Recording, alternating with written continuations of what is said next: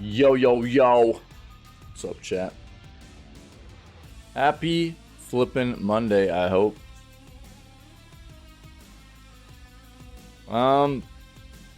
We got video gaming news for today, the final day of July for 2023. And then we're going to go play Remnant 2, man. I'm flipping hooked. And, we got Fallout New Vegas, which we started here recently, but I'm too hooked on Remnant 2 right now, so we're gonna keep playing that. I hope everybody had a great weekend. I hope your week has started well. Let's go ahead and dive in here, man. Let's see what we got going on for what's going on in the world of video games in the industry, and see what we can find out that we haven't already seen, and stay up to date, stay current on what's going on, man, and then we'll get in here and play games for the rest of the day. Cool? Let's do this.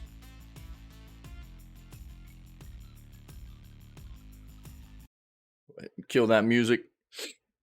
Let's do it. Helldivers 2 could release this October. Okay.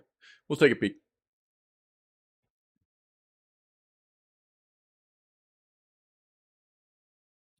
Five games leaving Game Pass today. Make sure everybody's aware of what those are. Battlefield. Yo, just go play BattleBit Remastered. Okay, if you dig Battlefield games, just go play BattleBit. Support indie devs and just play a game that's really good. Okay, that's my take.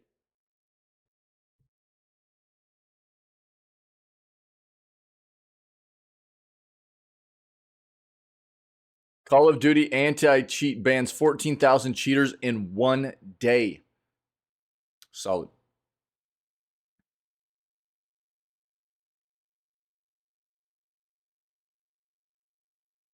Nah, rumor mill stuff.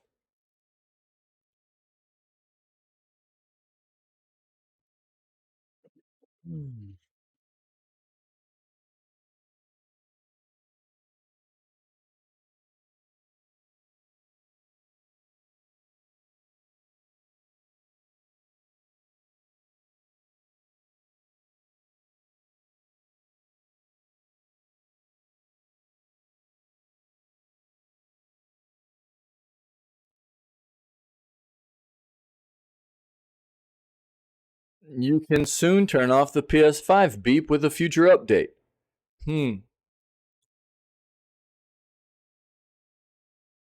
Sounds awfully familiar to them emulating something a rival did, I don't know, 6 months to a year ago. I talk about this a lot. PlayStation, I've referenced this a lot. In my opinion, in everything I've seen from PlayStation in regards to their competitiveness with Xbox over the past 5 decade to especially over about the past 5 to 7 years, they basically just emulate everything Xbox does. Xbox tends to be more of the trend-setting, very inventive, creative kind of developer console-wise, platform-wise. And PlayStation follows a lot of their trends. It's just another thing that Xbox has already taken care of previously that PS is just following suit with. We see it all the time. I don't know. It's so crazy that like I rarely see anything that PlayStation does that I'm like, oh, well, I haven't seen anybody else do that yet, and then see Xbox like copy it. It just seems like it's always the other way around. Xbox does things which are a solid incorporation, a popular thing, become a popular thing, and PlayStation's like, oh, we should probably do that too.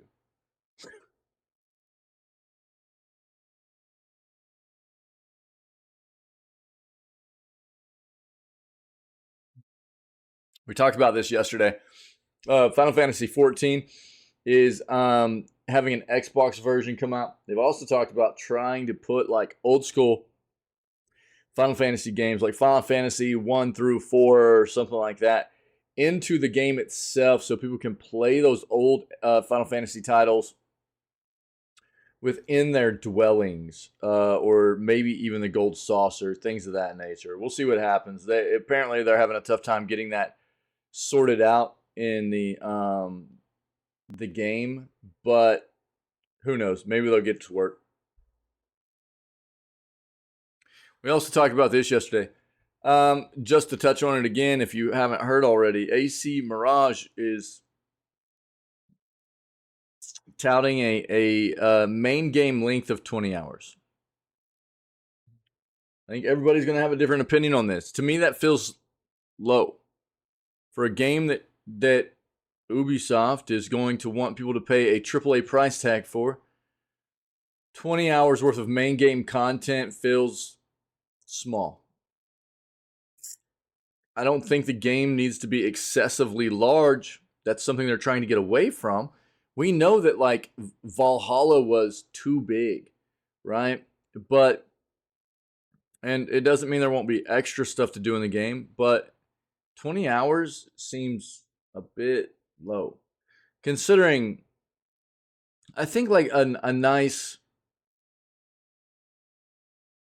main game length for a lot of games, it's finding that middle ground for something to not feel too long and for something to not feel too shallow is in my opinion probably about 40 hours. 40 hours of main quest line, main storyline time for this type of game is what I think is appropriate for something like AC, this kind of title. Now, that doesn't mean that like there won't be more to do on the side or anything, but I think that for $70, a AAA price tag to only get 20 hours of main story content, it feels a bit bleak. Not that the content won't be good, but it just, I don't know. It just feels short to me, personally. Whenever you take into consideration that we've got really great games coming out from indie developers for $20, and a game like Dave the Diver, $20, where you're getting, I got 50 to 55 hours out of the main story content, and there was still plenty left to do in that game. I don't know, man. Everybody's going to feel different. For me, that's where I kind of sit on this, though. That seems low. Seems low to me.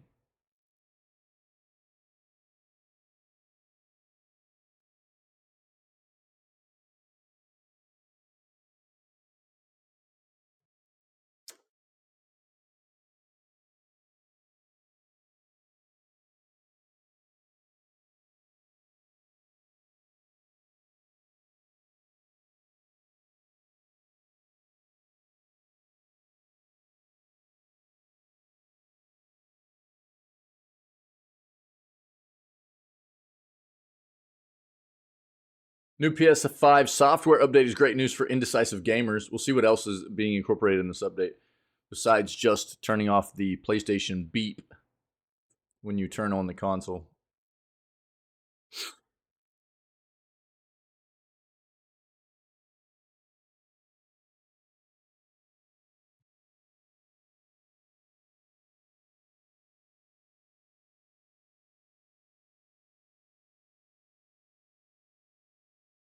I think we had already talked about this. Witcher 3 is free to download and try on the PlayStation Plus for PS Plus subscribers. We'll pull that up real quick. Make sure people know that that's available. New Xbox game July 31st through August 6th. It's probably going to talk about this as well right here, but we'll make sure.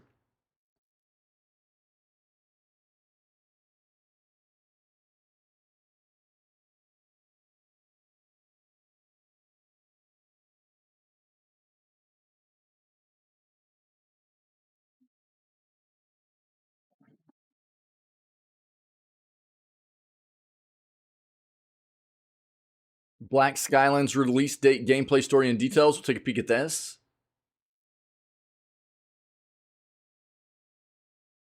All right. Let's look at our other search.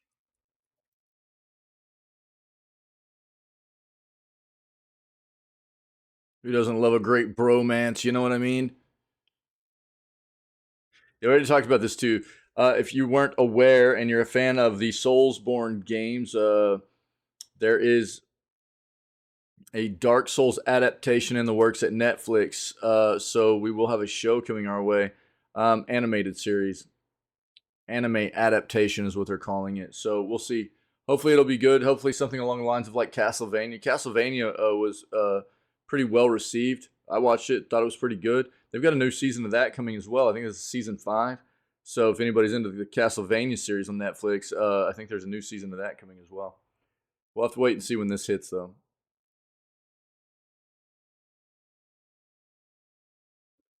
Free games on Epic. Don't forget, right now you can get Homeworld Remastered Collection and Severed Steel. Okay, that's up until the 3rd of August. The morning of the 3rd, these will rotate out, and then coming into the free. Whew, excuse me, will be Bloons TD6 and Loop Hero, both banger games, man. So grab these right now, and then get prepared to grab your free games whenever these rotate in next week or this week, later this week. Okay.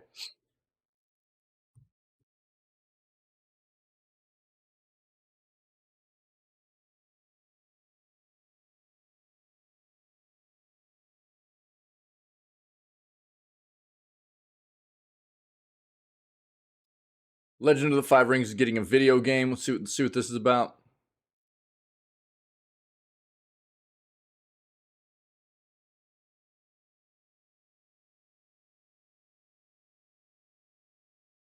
Dave the Diver director didn't expect video game to go viral. Yo, uh, it's a really hard thing for me right now. I need to take a long sit, maybe even go back and just look at some of my gameplay of Hi-Fi Rush, because that was shoot like half a year ago that I played Hi-Fi Rush now. And Dave the Diver is so fresh on my mind. But Dave the Diver is right up there, game of the year for me right now. It was so nice. The game was so good. So many different unique things incorporated very well together in this game. Um, Decent story, very fun. Always something new. Through 55 hours of playing that game, every single day I came across something new in that game, and it was a great experience, man. It was a great experience. It really was. I enjoyed it immensely, and I think that in today's day of gaming, it's a rarity to find a game like that, especially a game like that from a price point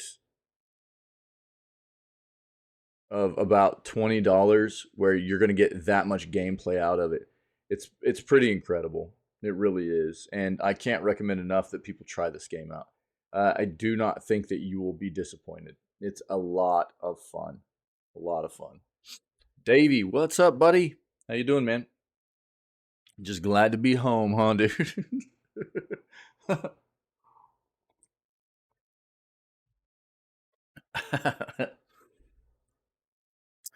um,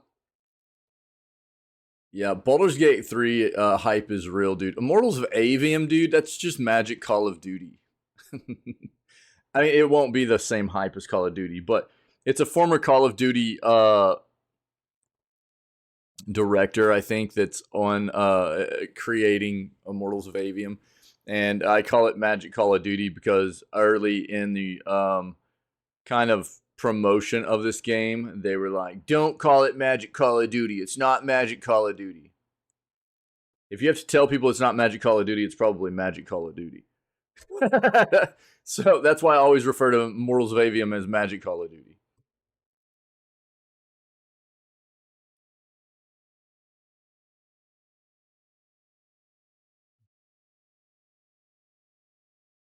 Oh, you really? Yeah, yeah. I respect that, dude. Yeah. Is it just like difficult or annoying how?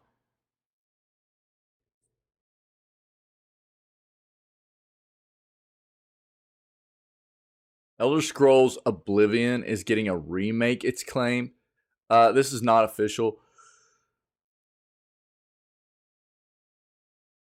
Let's pull this up. This is not official. Here's the thing that I'm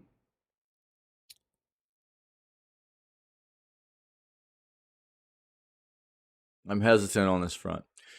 A remake, especially as opposed to like maybe a remaster, I would be more willing to accept as like legitimate for rumor mill stuff.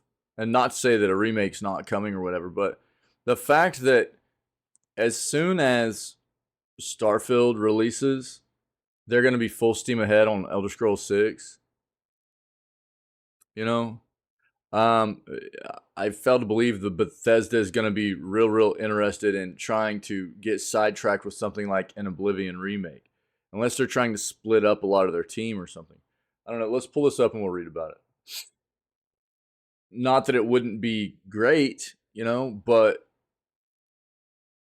I just don't know. I don't see where that fits in right now with their load. Oh, for real? Yeah. I got you, dude. Yeah. Yeah. Yeah, I understand that, man. I understand that. Yeah, it can be extremely frustrating, no doubt about it. I mean, you saw me molding out yesterday in that flipping boss fight, dude.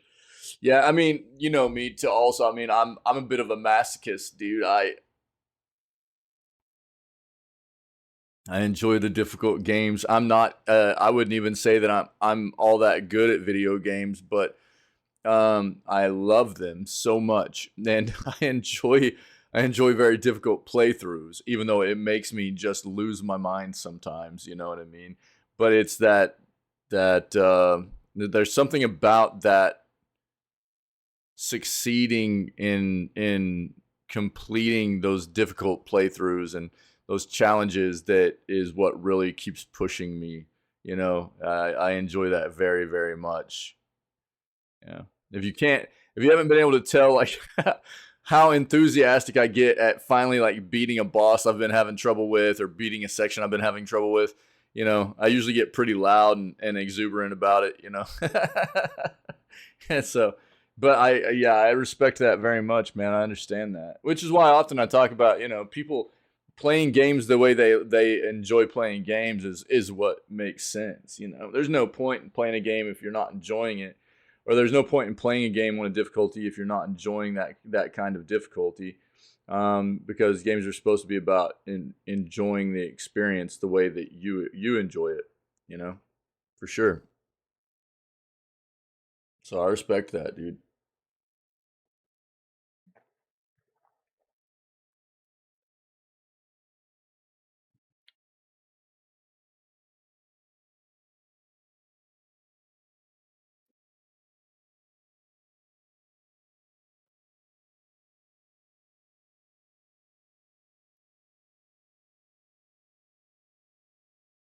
There are going to be an amount of people that go yes, and there are going to be an amount of people that go no. And this is always going to be a respective take, a subjective take, you know what I mean, from each individual person's respective idea on what makes a video game great and how their experience was playing a game. Um,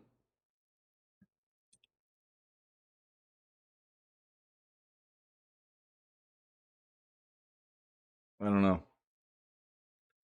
There's this is going to be a high contender for game of the year. It really is, and we have plenty of people in this community that have played this game that are super enthused about it. I know it's a great game just based off of that. I expected it to be a very great game just based off of what myself I've experienced from Breath of the Wild. Not that I didn't find some areas where I felt like Breath of the Wild could have been better, but it is also a very good game, and I expected this to be building upon that, that base. And so there are going to be people that agree with this notion. There are going to be people that disagree. Yeah, and that's going to be with anything, though. Any game that as we continue to move forward, You know, they're going to be that debate is always going to be there. You know, there will be people that stick with Tears of the Kingdom as the best game of all time for a very long time. There are going to be people that, you know, stick with an older title as being, you know, they're the best game they've ever experienced, you know. Um and then there are going to be people that are always finding a newer game that comes out that really piques their interest and hits the right spots for them as the best game they've ever played, and it changes constantly for them. Everybody's just a little bit different on the way they address that kind of thing. Got to the second location, maybe 20 minutes in, boss that owns me. Well, no, I think that's what's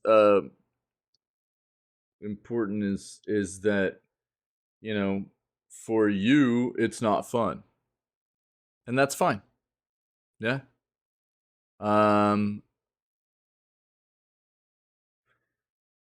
For other people, Remnant 1 was an enjoyable experience, you know, and I'm sure they had issues with that first boss as well, and then they got past it and they continued to move on and enjoy the game. But for you, it's not there, and that's okay.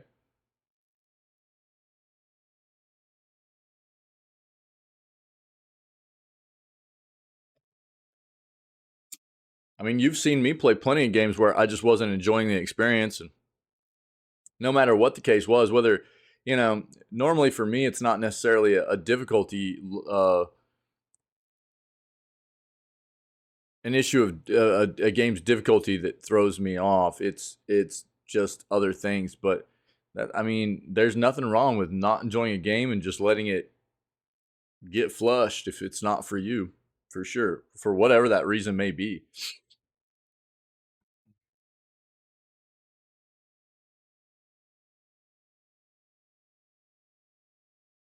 Yeah, we know. Hasbro wants classic Transformers video games available again because that would be good for Hasbro. Right. We know there's more Transformers games in the works right now. So, but Hasbro wants the classic Transformers video games available again because that would be good for Hasbro.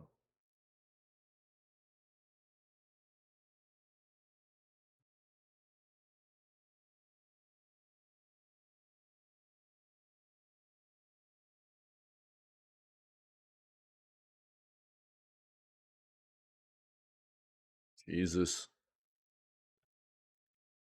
Um. So Avalanche is apparently already working on their next AAA game. Avalanche Software. Um. We'll read about it. We'll read about it. Is it possible it could be Hogwarts Legacy 2? Yo, Yes. You shake weight jam.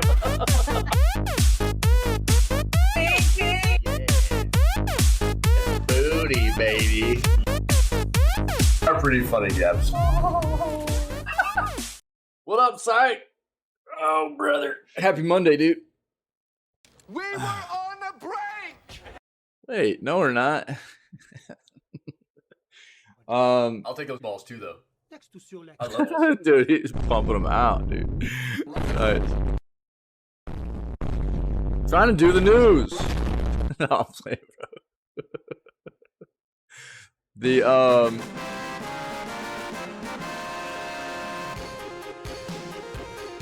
oh, done with work? Nice, dude. Let's go. GG's. Congrats. So, what I will tell you is that it doesn't matter to me. Just took away your last ties to the company? Yo, solid, dude. You're so psyched. That's great, dude. To me, it doesn't matter what Avalanche is working on. I will not play it on release. We'll take a look and see. I mean, we won't really know what it is right now, but no matter what it is, that game was so terrible on release on PC. I won't play another one of their games on release. I think their content for Hogwarts Legacy was good, but they did a terrible job at the PC version of that game. Baguette Revolut. It was so funny when you got that rando mote. That was so funny, dude.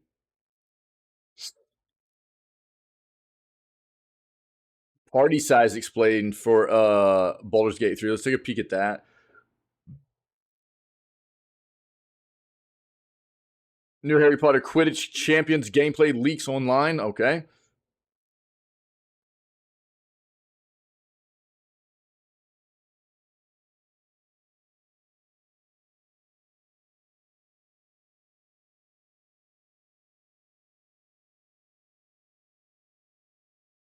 Cool, let's get in here. Black Skyland's release date, gameplay story, and details. Explore the skies on your very own airship. Here are the details for Black Skylands, including its release date, gameplay, and story. Explore the skies on your airship, gather resources, and discover what the world offers. Here are the details. August 15th, guys. August 15th. Here we go. That's when this game released. A couple weeks. This game looks pretty dope. I think it's been in early access for a while, has it not? I think so. How do you always know what's new? What do you mean? Hey, what's up, Suf? How you doing?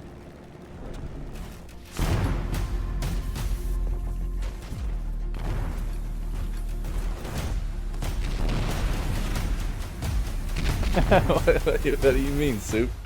What's up?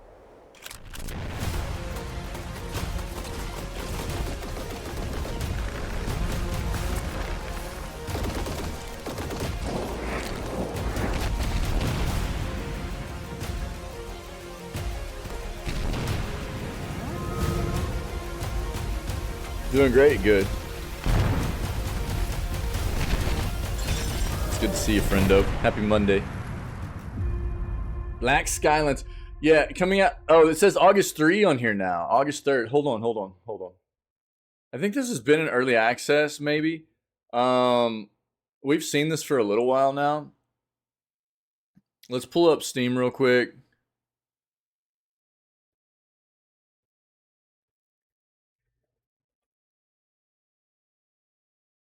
Black Skylands. Yeah, it's been in early access. That's what I thought. It's been in early access. It's very positive, all-time review. It's been in early access since July of 2021. And overall, it's got like an 86% positive review of a little over 1,100 reviews. So, but its full release is coming. That's basically what's happening. It's probably, maybe he's going to hit some platforms that it wasn't on yet, though. Let's take a look at this article.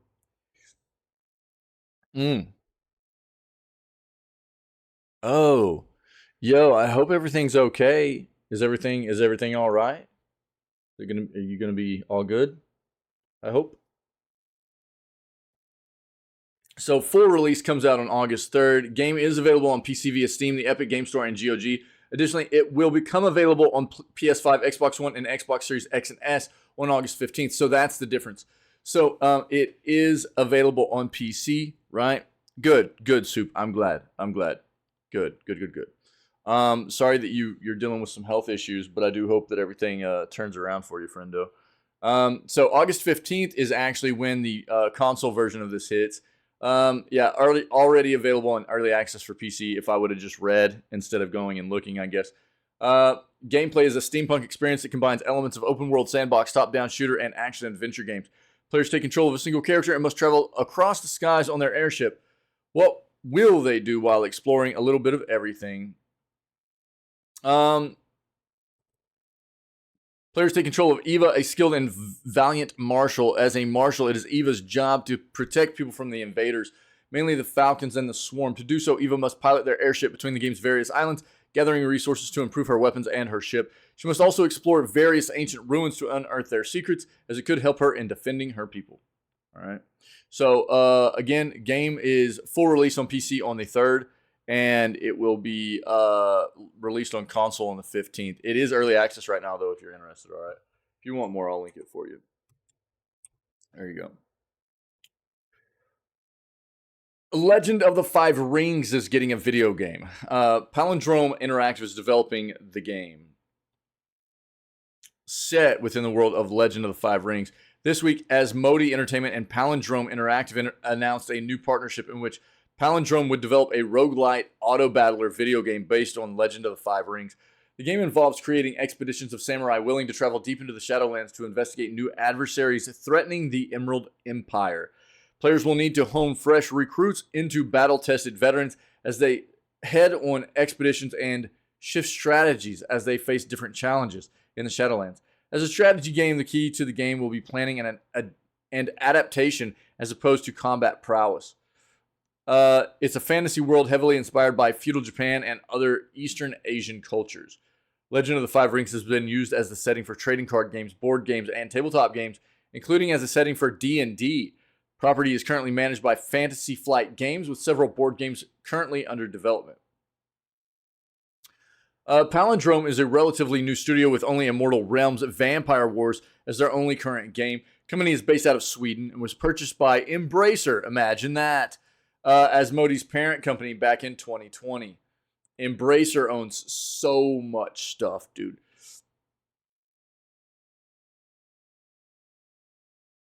All right, we'll have to pay attention to see what comes out of this as we move forward. Elder Scrolls 4 Oblivion is getting a remake, it's claimed.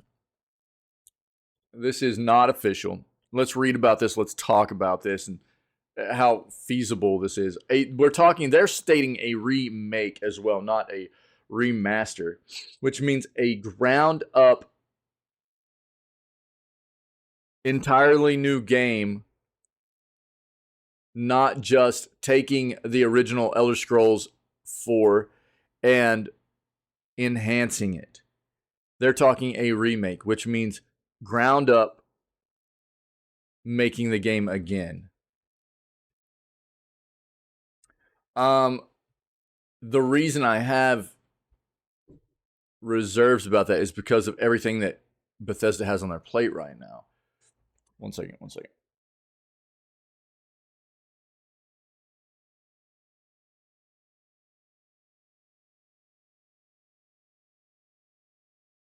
All right, sorry. So, a reported former employee made the claim. Interesting. It's been claimed the studio co-developing the upcoming Metal Gear Solid 3 remake is also working on a remake of the Elder Scrolls 4 Oblivion. Oh, former employee of Virtuos made the claim in a now deleted post on the Gaming Leaks and Rumors subreddit. User was reportedly verified by the subreddit's mods as being a legitimate former Virtuos employee. If this verification process was accurate, it could lend more credibility to their claims. According to the user, Virtuos is working on 5 separate projects, of which the remake of Metal Gear Solid 3 is only one.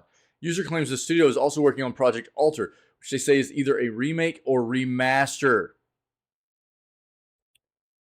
Remake or remaster of Oblivion, which will use a pairing system that will run the game on both Unreal Engine 5 and the Oblivion engine. Yeah. Quote, for instance, new graphics are rendered in the Unreal Engine 5 project, but most of the gameplay, physics, etc. are still done in the Oblivion engine, they claim. They also say the project will be released at the end of 2024 or early 2025, depending mostly on if it's a remake or a remaster, and that the game is mostly being made in Virtuos's Paris studio. Yeah, like I said, I mean, there's a big difference between just remastering a game like this or entirely remaking it. A lot of times people will use these terms interchangeably, and they're not the same thing. A remake is taking the original game and entirely recreating it from the ground up. You try to stay as true to the original as possible. Quite often, you'll see remakes be done in a modern way that incorporates some modern mechanics and stuff like that, but you want to stay true, especially to these very iconic games. But it's a much different thing than just remastering a game, which is ultimately just enhancing the assets, enhancing the visuals, giving a better overall visual experience to the game. Sometimes you get some overhaul of like user interface, stuff like that, you know. But it's a much more intense process entirely remake a game. Other projects Virtuos is working on, according to user, are massive, described as Monster Hunter crossed with Shadows of the Colossus, an expansion for Amazon MMO New World. This game is still alive. And a narrative climbing game codenamed Ominous. VGC reported back in October of 2021 that Virtuos was working on a remake of Metal Gear Solid 3. The report was finally confirmed in May of this year when Konami officially announced that Metal Gear Solid Snake Eater will release for PlayStation 5, Xbox Series X and S, and PC. Later confirmed that Virtuos was co-developing the game. So, it looks like Virtuos has been tabbed.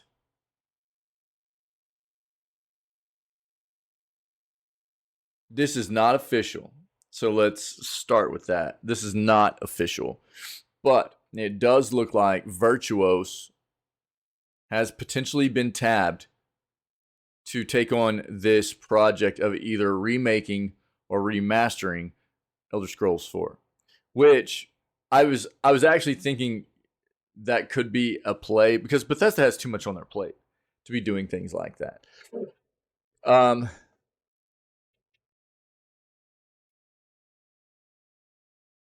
They've got a lot going on with new games. And this isn't something that they really are going to be trying to focus on.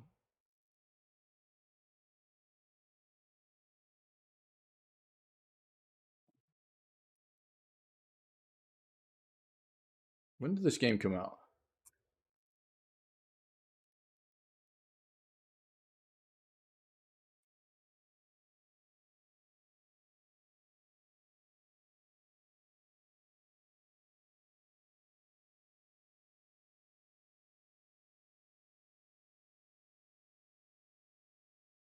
Two 2006. 2006.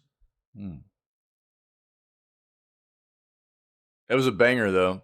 This was a good flipping game. This game was really good. So there'd be a lot of people hyped about this, and the fact that this would probably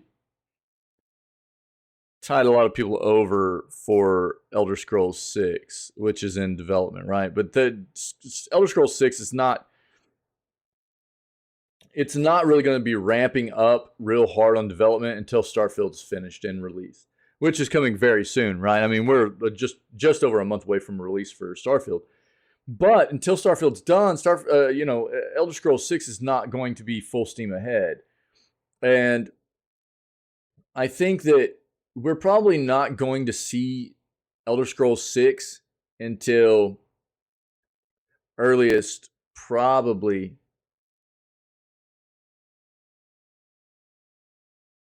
2026, maybe even 2027, right?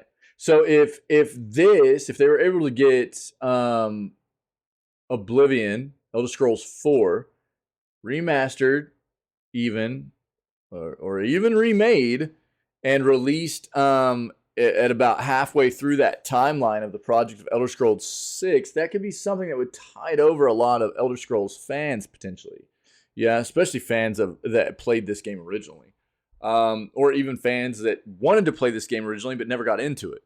It's not a bad play here. We'll have to see what happens. Hogwarts Legacy 2, Avalanche Software is already working on their next AAA game.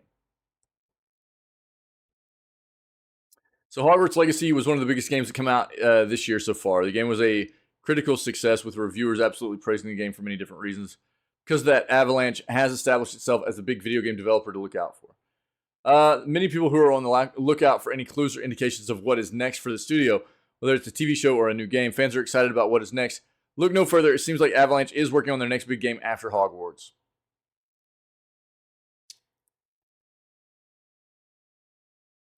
In a recent job posting, Avalanche Software says they are looking for a new software engineer for their next AAA title.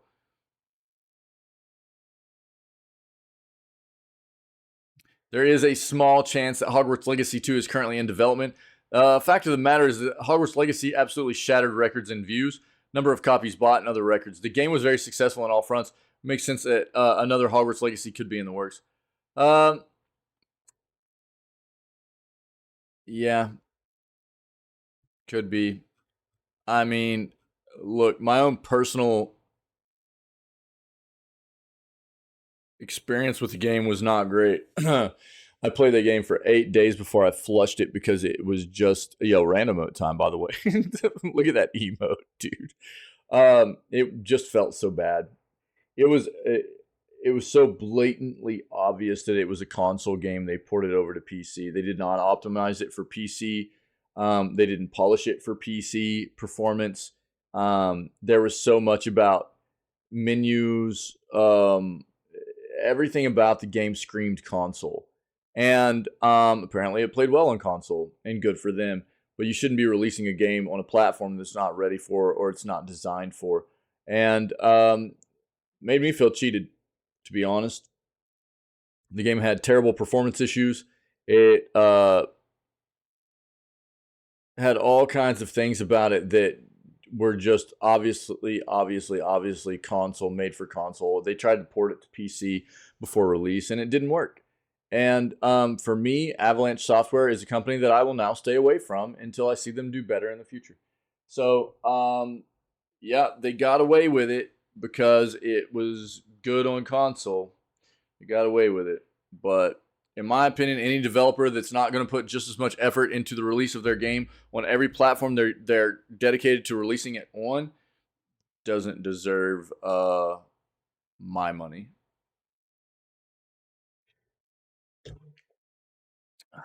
We'll see what comes next from them. Baldur's Gate 3 party size explained. So Baldur's Gate can be played solo or in an online co-op mode. In this article, we'll explain the maximum party size for your playthroughs. Upcoming Baldur's Gate might be one of the most anticipated RPGs in years. Many players are awaiting the game's official release on August 3rd. Game offers hours and hours of gameplay, story, and cutscenes, and can be played as a solo adventure or in an online co-op mode. How big can your party be?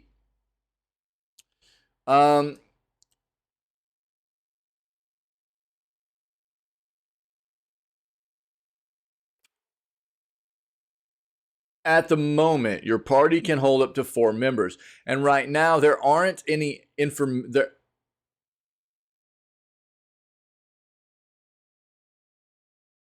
Right now there aren't any other information. Shouldn't that be isn't? Any other information about possible or upcoming changes for this number? Reads weird. Of course, it might be possible to increase the party size via mods in the future, or the developers, Larian Studios, will introduce changes later. Maybe there will be a way in game through missions or quests that will let you increase your party size. Only the future will show. Yo, is that Wolverine, the Bard? Wolverine the Bard, dude. So for now, choose your party members wisely. Try to get companions with classes or abilities that could synergize. Just try to get as many different classes in the party as possible. See what they can. Just see what they can.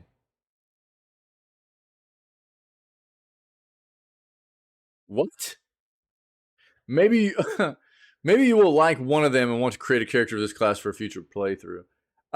Yeah, I mean, look, that's just a tried and true normal way for usually in a game like this, you want some diversity in the roles and classes, and because of the different abilities you'll need in your party. So I don't know, but it looks like 4 character party right now is the limit. And multiplayer for this game is going to be dope, so that'll be cool.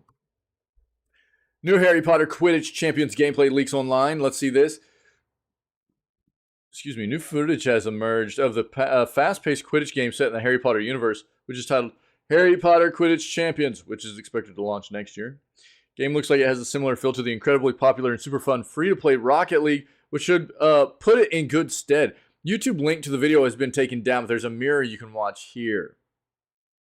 Harry Potter Quidditch Champions can either be played with friends or with bots. It's not clear whether the game will be a paid title or simply free to play.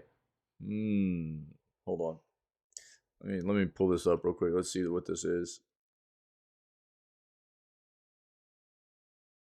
Yeah, there's an MP4 where you can download this and take a look at it if you want. But the original video has been taken down, so we're not going to be able to watch it, unfortunately. But if you're interested, you might be able to take a look. Just be careful, man. Downloading these kinds of videos. So like random mode time's up, by the way. Let's get this. Nodders. Helldivers 2 could release this October. Helldivers 2 could be releasing this October according to a Sony partnership program mission briefing, which was sent to Insider Gaming under the condition of anonymity. According to the mission briefing, which appears to be a mistake on behalf of the publisher, creators are told to mention that the game will release in October. Unfortunately, though, no exact date was provided. Rating summary reads, this is an action game in which players assume the role of soldiers attempting to win an intergalactic war. From a third-person perspective, players use pistols, assault rifles, sniper rifles, flamethrowers, turrets, grenades, and rocket launchers to shoot and kill enemies. Enemies being robots, cyborgs, giant insects, etc. Combat is accompanied by realistic gunfire, cries of pain, and blood splatter effects. Some areas of the battlefield depict bloodstains and dismembered corpses. Players can continue to attack defeated enemies, causing additional blood splatter effects and dismemberment. Players can also shoot and kill human civilians during rescue missions. Multiple rumors since this year's PlayStation Showcase in May have said that a second showcase will happen later this year, but Sony is yet to officially comment on this.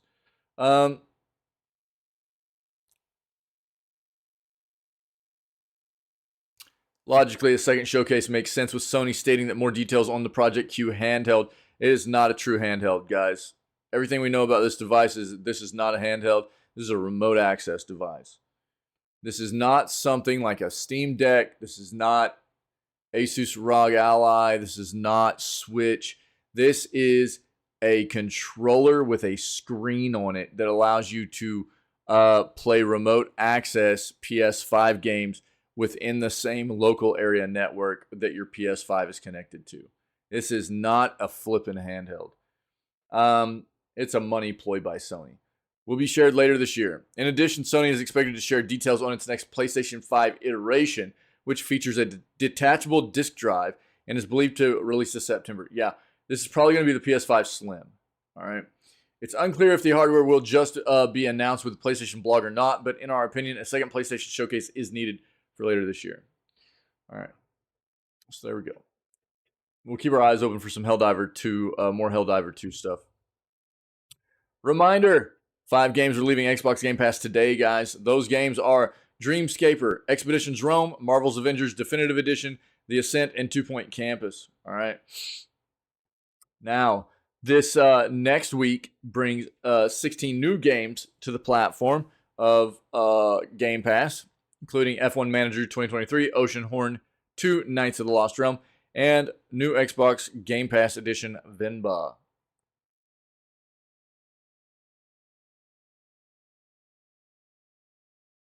Nice, Syac. That's a good one, dude. Glitch Cat.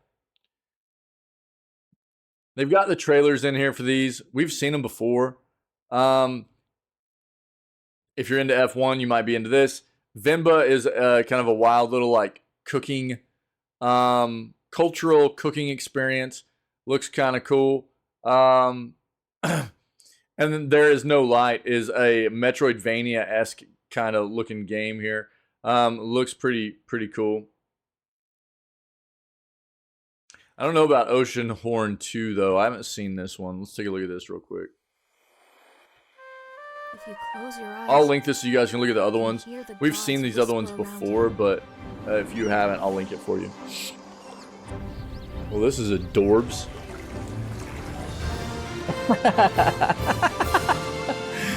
Syac, you win!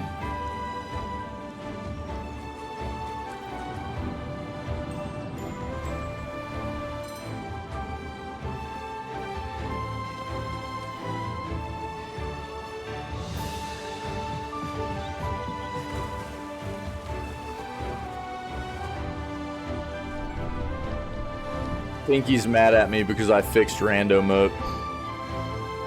So Pinky showed me a while back, like on that.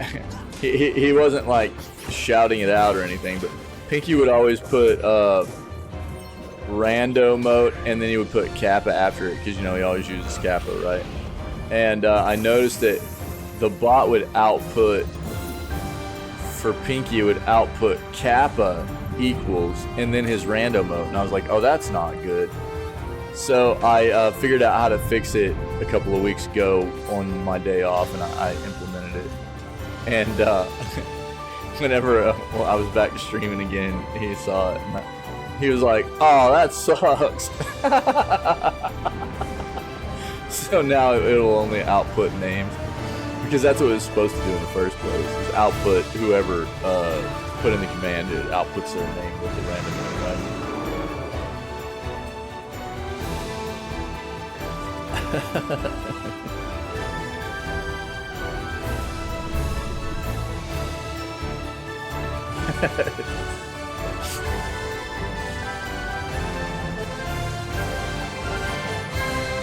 That's a crazy looking game, dude. I've never seen that one. A patata? Yeah. Yo. Patata. I've never seen patata either. Let's see what this is.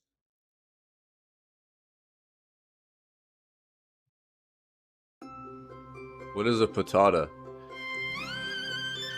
I used to have a dog that looked like a patata.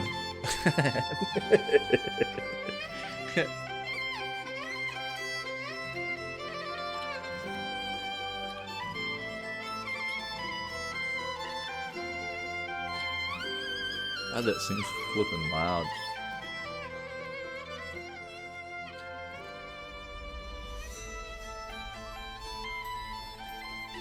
God, that's creepy.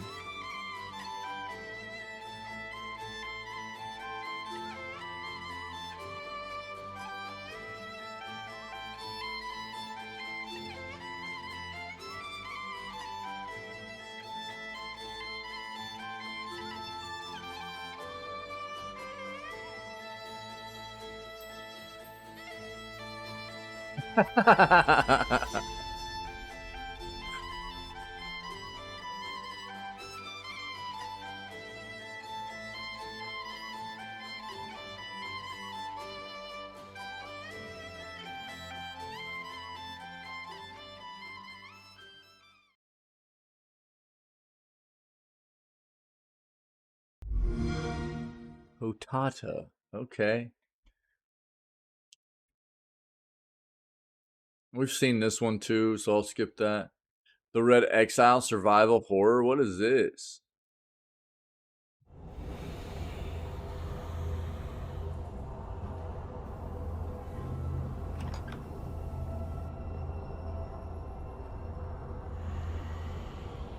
Scaretober's gonna be here before we know it. Procedurally generated maps. Let's go. That's cool.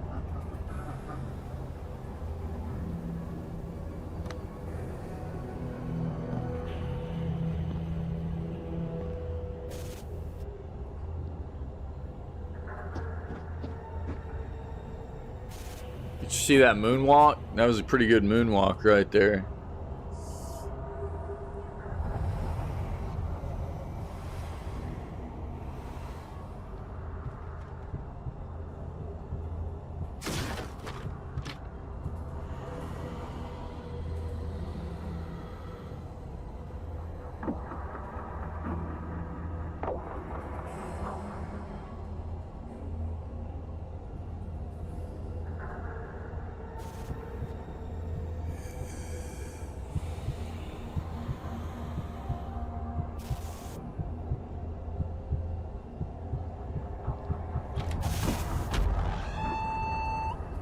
So he's got like AI learning. That's cool. Nice. You need some more Outlast, huh? Yo, we're probably gonna play Outlast though this Scaretober. Outlast Trials, man, which is multiplayer too. So if anybody's gonna want to get down on that from the community, you know, especially obviously like long-term members, mods, stuff like that. then I'm gonna probably be playing Outlast Trials as weekend content throughout Scaretober. The game is supposed to be very good. August 3rd, Adore. Monster taming action game. I don't think I've seen this one either.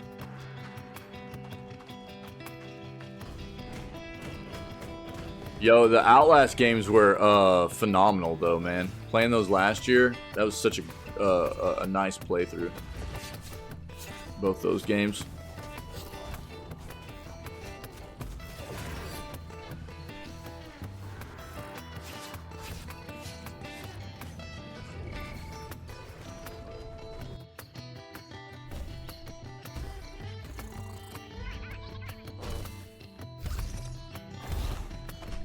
This gives me Fate vibes. Do you guys remember the old school dungeon crawler game Fate?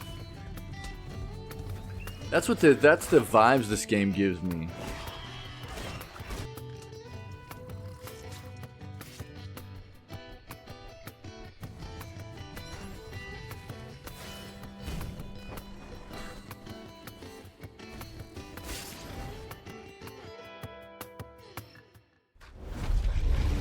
This is Pokemon as it should have been. Yeah, basically. I want Pal World to come out too. Also a game that feels more like what Pokemon should have been. Black Skylands, we already looked at that. Wisp Spike Survivors, sort of the Necromancer.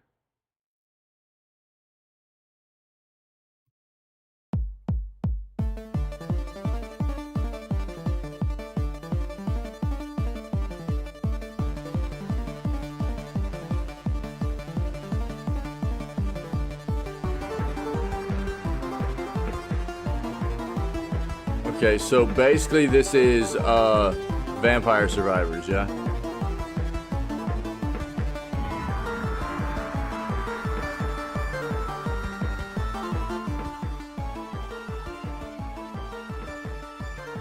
This is Vampire Survivors. Yeah. Dude, there have been so many games that have tried to mimic Vampire Survivors. I don't know. That's what games do, though. Astrolia Season 1? What is this?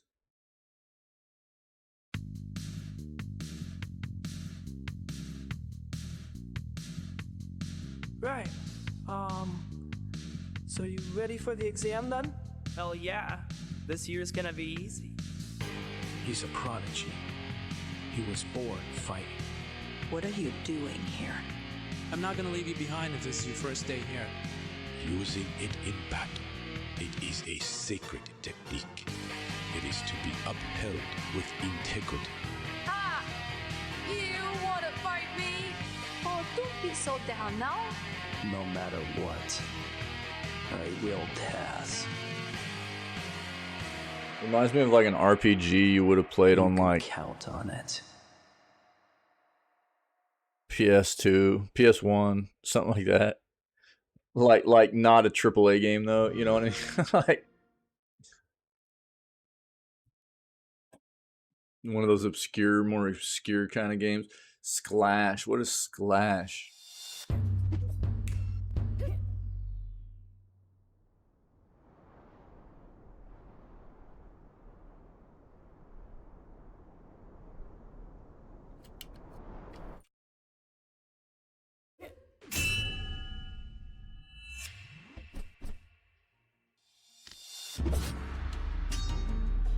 Slash your friends in one hit.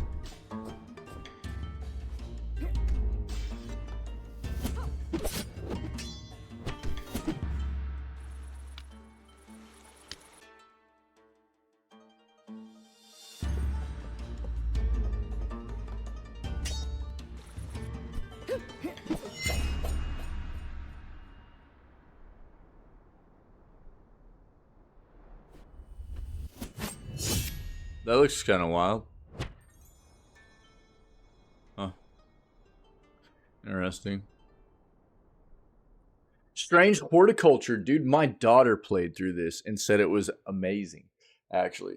Strange Horticulture. It's like a... It's like a mystery puzzle kind of game, but you're also like it's all about like herbalism and everything, and I don't know. It's she said it was great. She loved it. Thought it was really cool. Super Space Club. And Strange Horticulture actually has really, really good reviews too. Across the board. It's thought to be a very good game. Fat Bard. Great name.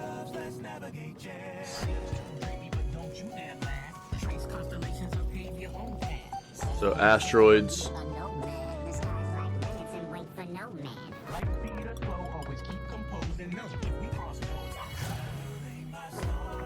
Asteroids on crack, dude.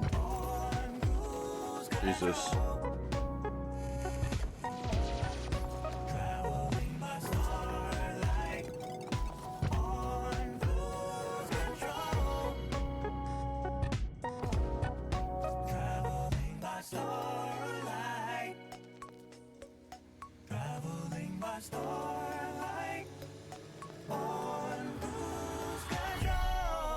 Super Space Club. Ultimate General Gettysburg. I think we've seen this one too. Tactical Battle Simulator, yeah. Wild Tracks Racing. I think you get the gist of that one. That's it. So these are all the games hitting Game Pass over the next couple of weeks, okay? I know we didn't look at all of these, but we've seen a lot of them before. But I did take a look at the ones I wasn't familiar with. We hadn't really looked at here in the community before. So, but there it is. There's the link in chat if you guys want to look at some of the other ones that we didn't touch on right now. Okay. Call of Duty anti-cheat bans 14,000 cheaters in a single day. Recently revealed through Activision's official social media channels that Call of Duty anti-cheat software Ricochet has successfully banned more than 14,000 cheaters in the space of a single day. This news comes following an all-new implementation designed to directly target and hinder cheaters in games like Warzone and MW2. In the announcement post on Twitter, it was revealed that new detections are directly targeting cheat developers at the source. In recent weeks, Activision has been on a deadly spree, launching attacks at cheat developers and issuing legal notices against them, successfully closing down a few of the most troublesome platforms. Bring the hammer down. Ban hammer, dude. It's getting better, but it's still not perfect, and that's across the board. Recently, it was claimed that countless lobbies on Modern Warfare 2 2009 on PC had been infected with a malicious virus that was spreading throughout users' computers simply by way of them joining those lobbies. By way of a response to that issue, Activision pulled the servers offline. But if we fast forward to the current day titles, we can see that efforts are being taken to avoid such drastic action. For instance, in the last few weeks, Activision's Ricochet developers have been tweaking the software, adding in certain features that make life miserable for those that are found to be cheating. Not only that, but almost 15,000 cheaters were banned in a single day. It's safe to say that it's effective, but there are plenty of examples of cheaters ruining everyone's fun in Modern Warfare 2, particularly in ranked. We read recently that these cheaters were auto bouncing people from matches and lobbies, which was de-ranking them. Seems that nothing is safe anymore, and that no matter what competitive multiplayer game you play, you're almost bound to run into cheaters.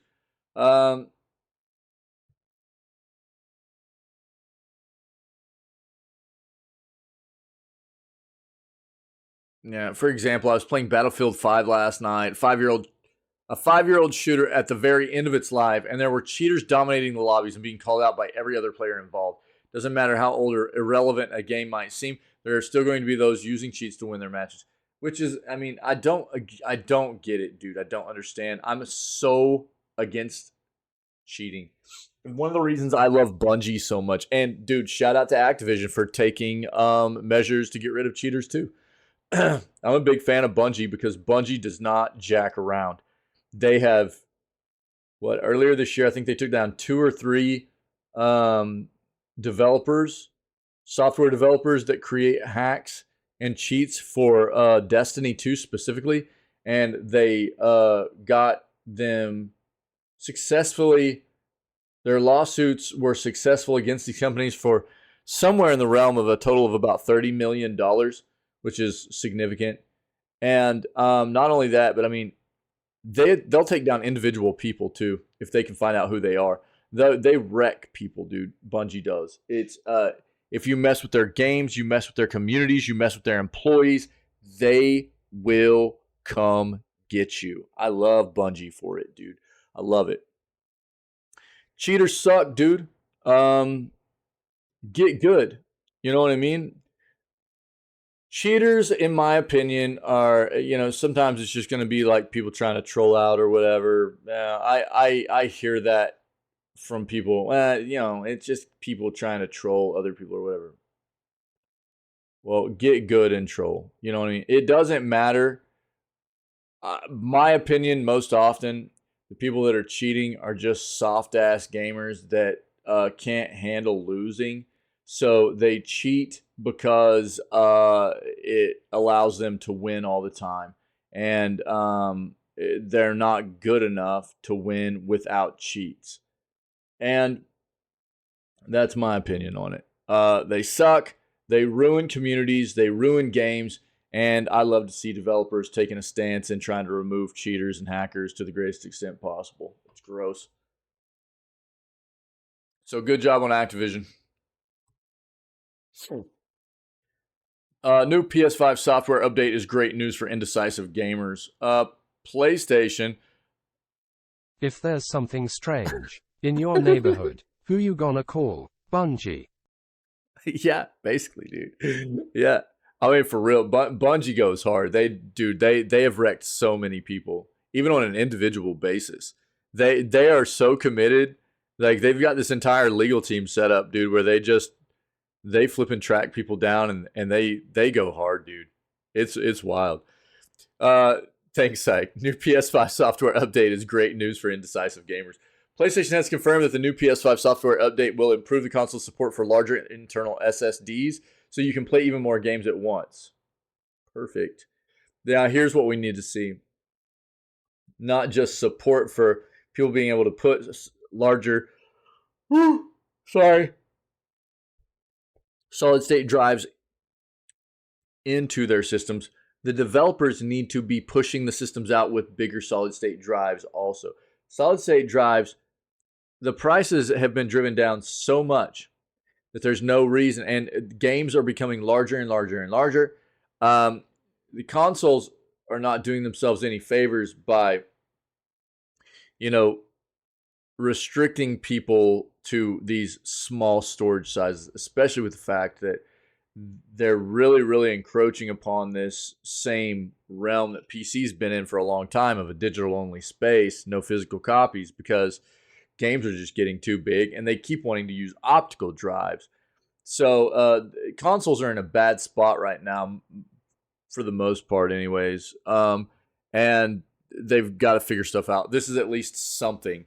But moving forward, the next iterations of consoles need large solid-state drives by default, larger anyways, and they need a different media to be used. If they keep wanting to do physical at all, they've got to get away from optical. I think optical still needs to be a part of it for backwards compatibility, but we know that the console makers don't care about that, and, it is what it is. Would you want to play another one of the best PS5 RPG games right now? Whether you want to play, or you're thinking forward to some of the fantastic upcoming PS5 games on the way, you're almost definitely going to need to think about improving your PS5 internal storage. As much as we wish this wasn't the case, the PS5's console's base storage is shockingly small. If you want to install more than 4 or 5 games, you're going to need to expand it. Thankfully, PlayStation has confirmed the new PS5 software update will support even larger internal solid-state drives. If you're looking at installing one, which you really should consider. To date, PlayStation's rolling out a new PS5 software update in beta that will include improved support for larger capacity solid-state drives, alongside a whole host of other improvements to the UI and the systems available. Players who download and install the update will be able to now use M.2 solid-state drive with a max capacity of 8 terabytes, up from the previous 4 terabyte limit. Nice. To expand storage space on your PS5 console. An absolutely huge jump. That is double. That's a massive jump. over 50 times the space of Call of Duty Warzone. Not that anyone would want to install that 50 times.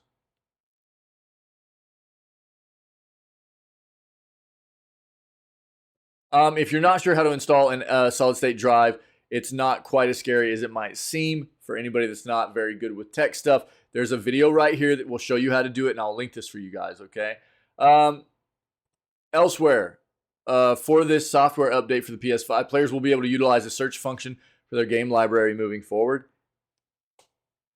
That hasn't been something? What? What year is this? PlayStation hasn't had a search function for people to just look for specific things in their game library. Good God. React to messages with emojis more immediately and join parties and games even quicker. PlayStation is also introducing a rather unique accessibility feature that will let players use a second DualSense controller for assistance, essentially meaning they can assign 2 controllers to one profile and use 2 controllers as if they were one.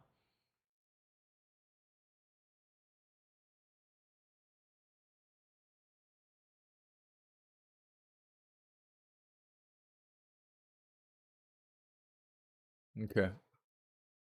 Well, the other part about this that we saw for the update is that they're emulating Xbox and making it to where you can now toggle an option for the system that will remove the beeping noise every time you turn on or off the console.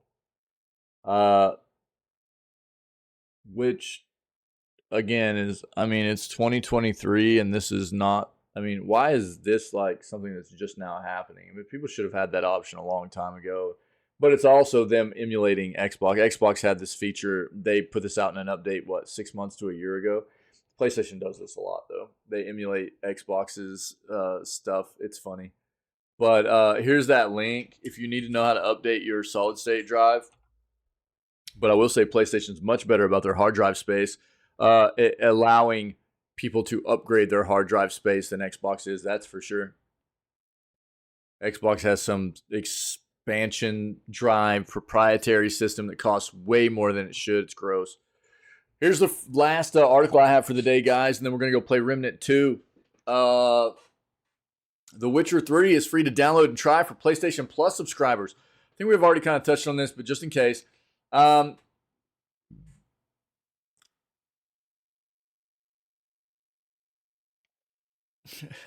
Bro. I mean, I wasn't planning. So one of the first things they're talking about here is the fact that, the entire 3rd season of The Witcher is out now on Netflix, and this is the last season that Henry Cavill is a part of it. Got the yawns today, man. I'm sorry. And his role is being, he's being replaced by Liam Hemsworth. I had said ever since this was announced a while back that this was going to happen, I don't really see that. It's hard to be able to see that playing well, and it's no offense to Liam as an actor or anything. It's just it's going to be hard to see anybody else play that role, I think. But to be fair, I mean, I have not been able to enjoy the 3rd season very much anyways. It hasn't been great for me. Honestly, the writing feels really subpar, dude. I don't know. Are you enjoying it? Good, dude. Good. Yeah, I don't know. The first 2 seasons I really enjoyed, and then this season, dude, I've been trying to push myself really hard to stay into it, and it's just not there for me. I don't know what it is. I'll watch it and I'll listen to the writing and the script and stuff, and I'm like, that's good. That's good. Yeah. So I don't know. I'm already kind of falling falling out of it. I haven't finished it, but I'm already kind of falling out of it anyways. And so the fact that I was already planning on not watching any more of it after the season anyways, I'm like, whatever. But I was excited in the first place for this season because I liked the first 2 seasons, but as I'm watching the 3rd season, I'm just like, I don't know. Doesn't seem to be the same quality really as the first 2 were. So whatever, dude. They're talking about, we know why he's leaving the show and stuff. But a new free trial of The Witcher 3 Wild Hunt has just become available. If you're a subscriber to PlayStation Plus's premium tier, you can now enjoy a 4-hour free trial of The Witcher 3 Wild Hunt. Free trials are very handy indeed. It's no secret that games are pricey these days, even when they've been out for quite some time. This game, on the other hand, can be purchased for roughly, $8 to $10, I think, for the Ultimate Edition, whatever they call it. It has all the DLC and everything in it. It goes on sale all the time for roughly like $8 to $10, something like that. And it's definitely worth a buy. It's still got a lot of bugs. I had a number of crashes. I'm not a fan of the mount system in the game. It's got some issues performance-wise still, but it's hard to beat this game as far as like story and narrative and lore and characters, and it's very, very good on that front. It's one of the reasons it's so popular.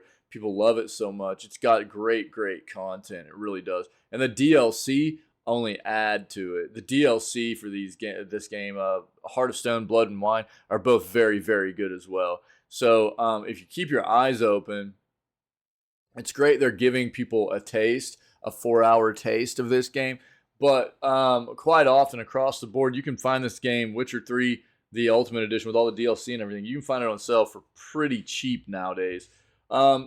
Sampling a game via a free trial ensures that you're confident you'll enjoy the game before purchase. And 4 hours is a particularly generous time window. Find was spotted by Reddit user Beltzazar. You can dive into this game without playing the other ones. You'll benefit from understanding of the characters and lore if you've played the first 2 games. The Witcher 3 works as a solid entry point for new players also, though.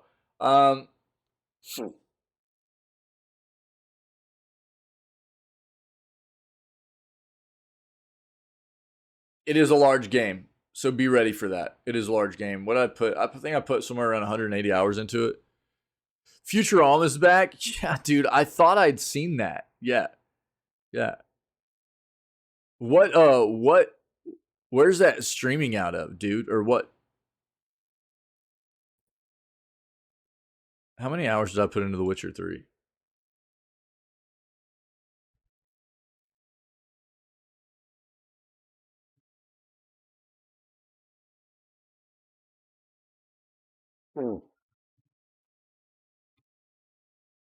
Excuse me, 256, almost 257 hours. Excuse me. 257 hours. I was off by a little bit, but it's a banger of a game. It is. Again, I think that I've got my own opinion on CDPR and the way they address their games, and I think they need to have more of a focus on ensuring performance is good before they release their titles. But they are a company that's very hard to compare with when they with what they do content-wise, for sure. This is no exception. The Witcher 3 is very, very good content-wise for gaming. Hulu, that's what I thought, dude. Nice, that's cool. So I never watched a whole lot of Futurama, but I know that it's a banger of a show, and I need to probably dive into it. Guys, that's the news, man. That's the news for today, July 31st. Appreciate you. Hope everybody's week is starting well. We're going to go play Remnant 2 because, dude, I am totally flipping immersed in this game. I love it so much. I don't know. If anybody's checking out this new segment and you're digging what you're seeing, we've got all of our other video gaming news segments, which we conduct at the beginning of every single stream, as well as all of our game playthroughs that happen after we finish the video gaming news segments every single day. All of that stuff is as well with other clips, highlights, wild, funny, crazy things that happen here in the community. All that stuff is up in the in playlists on the Twitch channel here, as well as on our YouTube channel. And if you're liking the content, come hang out with us, man. We go live 6 days a week, 6 a.m. CST. That's 4 a.m. Pacific, 7 a.m. Eastern. We're off every Wednesday. We don't go live on Wednesdays right now. We might go back to 7 days a week at some point in the future. But right now, no Wednesday streams. Other than that, we're live every day, and we just have a great time. We have an awesome community of people here, and we'd like more like-minded people to come be a part of what we do. And so, I guess other than that, stay healthy, stay safe, be kind to one another, and we will do it again tomorrow for August 1st edition of Video Gaming News. All right.